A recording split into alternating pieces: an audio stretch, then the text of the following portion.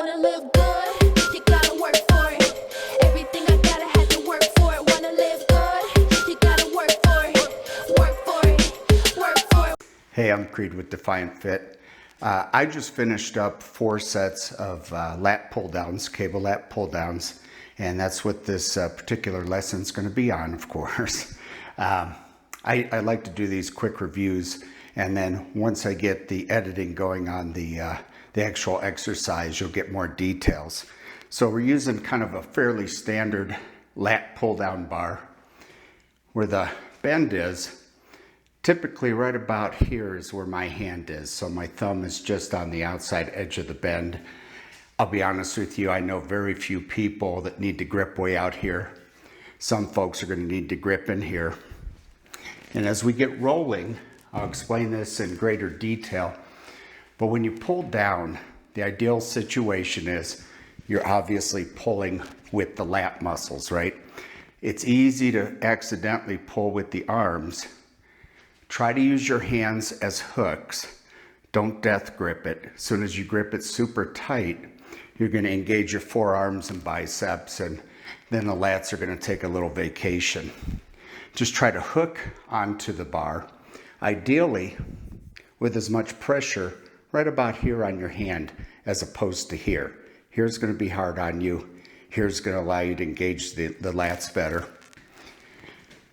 As you pull down through your lats, let your elbows gently come down and a little bit forward, just a little bit. Don't try to come down like this. You'll just kill your shoulder joints. And as you're coming down, have an arch in your back. You can't see much here, but you're going to engage and arch your back, and you're actually going to be not dead vertical, but slightly tilted back. So an arch and a slight tilt back. The reason being, you're looking for a point of motion where the lats are fully engaged as you come down. If you're too vertical, you're going to pull through the shoulders and through the arms, and it's going to be really uncomfortable for you. If you get here and you hook your hands, fully engage your lats, get a little arc in your back, a little tilt, you can pull down right through your lats.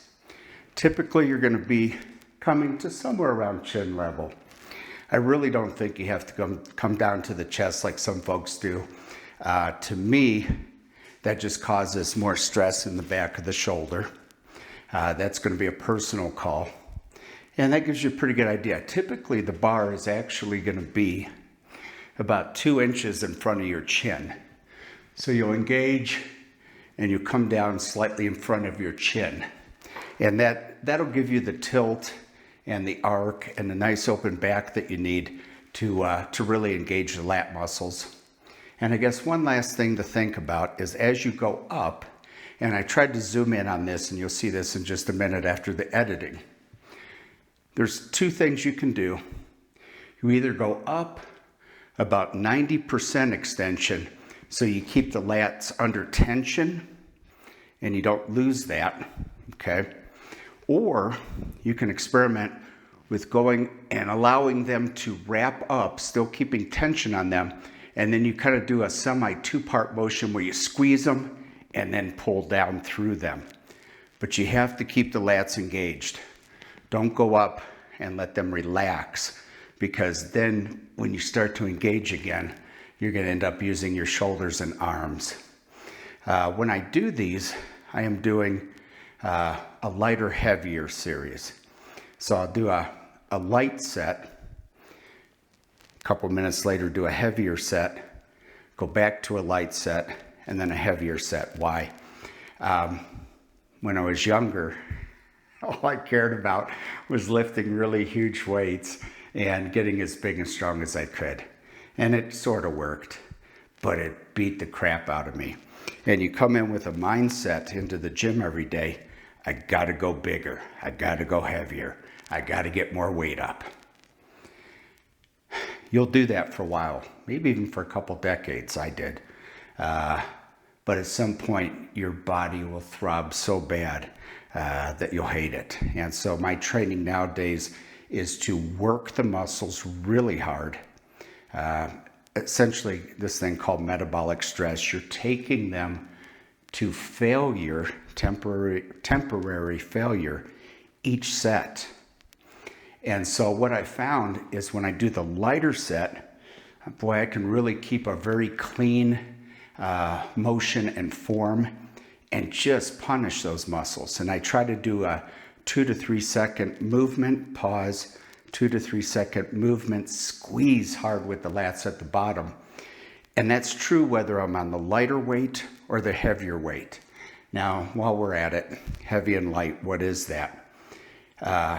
It should be either one, a weight that you can do quality form and repetitions with, a heavier weight, and don't think bone crushing, everybody's got to be impressed by you. Think of heavy as somewhere between 6 and 10 reps, okay? So if you're having a good day and you're really strong and you've been working at this weight for a while, maybe you'll get a couple sets of 10, and maybe it's time to go up a little bit on your heavier set weight, okay? A light set could probably be anywhere from about 12 to 15, super clean. You're coming down, you're squeezing, you're coming up and letting that stretch all the way up, and you're letting it pause a half second and squeeze. You do 12 to 15 like that, you shouldn't be able to do any more. And what's failure? What is failure? Failure is not where you're buried under a barbell somewhere. Failure is when you can no longer do your repetition cleanly. So if you can do this at the beginning, okay, don't make it so you're doing this at the end. When you can no longer stand it and everything is just shaking and you're sure you can't do it well anymore, you've reached temporary failure.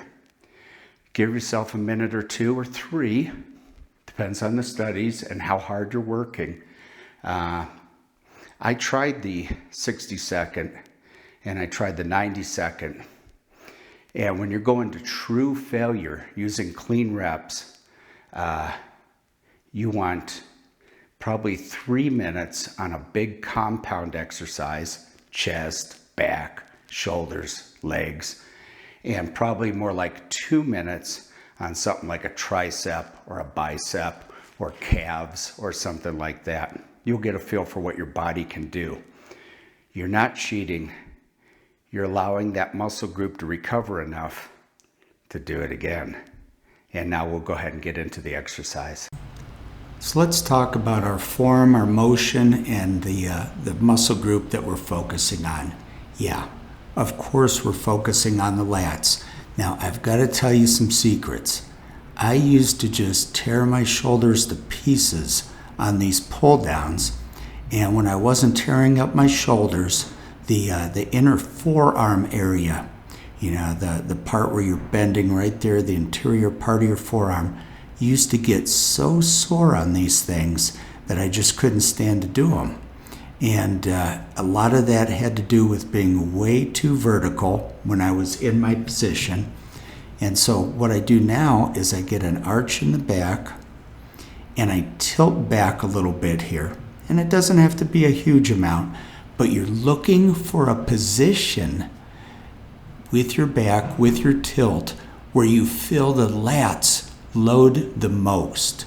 And you'll know. You'll simply start pulling down on the bar a little bit and you'll feel the lats engage, and you want to keep that. You don't want to swing up. You want to go ahead and keep that tilt and squeeze down through the lats. So much of that forearm soreness and that jaggedy shoulder was being too vertical when I used to do these. Of course, I did too much weight, right? And so we got to get rid of that ego and learning to get that arch and that lean back so that you feel all of that tension go right up through the lats and you squeeze down with those. Just get the arms out of there and squeeze with the lats. Lighten your weight and do these properly, and you're gonna love these. Now obviously I typically do something like this after doing big dumbbell rows, but you can do this first sometimes and warm those up. Cadence, squeezing the pause. My cadence is the same on this as almost all of my other exercises at this point. It's going to be at least a 2 to 3 second motion, both coming down and going back up. When you go up, your lats are a big elastic break. You come down, squeeze for a half second through those lats, and then keep that tight, tense, very focused feeling in the lats all the way up. Squeeze, and now keep that tension through those lats. And you can do one of two things. You can either go about a 90% extension toward the top, make sure you keep the lats engaged, or if you're disciplined, you can go up and let those extend up a little bit straighter, your arms, and it's going to pull you forward a little bit through the shoulders, and then you get a squeeze back down through your lats before you do the downward motion. If you don't do that extra squeeze right there, then you're going to end up doing shoulders and arms on this. And I think that's what I did so wrong for so many years. Plus I finally got old and learned how to tuck my ego away and just focus on the workout that I'm doing. Nice pull, a lot of control, and it's pretty hard to do that half-second squeeze at the bottom. If you're doing that with your lats, it's really difficult. Don't let your arms dominate. You got to use a mental focus on this and a lot of control. You'll see people swinging and doing all kinds of stuff, and it's just going to kill them in the long run. Failure. Just like all the exercises, failure used to mean like 4 reps with your spotting buddy doing half the weight for you, right? We were terrible. Failure nowadays means I can no longer keep that good form and that good pace and that big squeeze and that slow extension. When you can no longer do that, even, you're shaking, you're really giving it 100%, but when you can no longer keep that good form, back off, give it a rest, come back in 3 minutes, do it again, and punish yourself. And you're going to love it. Your shoulders aren't going to hurt near as much. You're not going to get those biceps and forearms in there as much as you used to. And it's a mental connection to keep that lat engaged the whole time.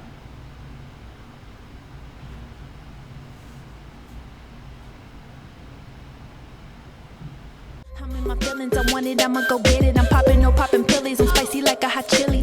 Everybody want it, I'm running it like I'm Sonic. I'm buzzing like electronics, I'm eating good at Katana. Now I'm popping, cause I work for it. Everything I got, I had to work for it. Wanna live good, dress nice, you gotta work for it. Got up out the hood because it's what we work for. Yeah, work for it. Everything I got, I had to work for it. Yeah, living good, a hell of a night, but I had to work for it. Yeah, work for it. Everything I got, I had to work for it. Yeah, living good, a hell of a night, but I had to work for it. Wanna live good, you gotta work for it. Everything I got, I had to work for it. Wanna live good, you gotta work for it. Work for it, work for it. Wanna look fly, then you gotta work for it. Work for it, work for it. Wanna live nice, then you gotta work for it. Work for it, work for it. Money on my mind, green dollar signs. Diamonds on my pinky ring, they really shine. Everything I do it big time. Hollywood, bright lights, drinking white wine. Like Mike, I'm trying to ball, I'm hella nice. Trying to get some new money, yeah, every night. I'm in your city looking fly.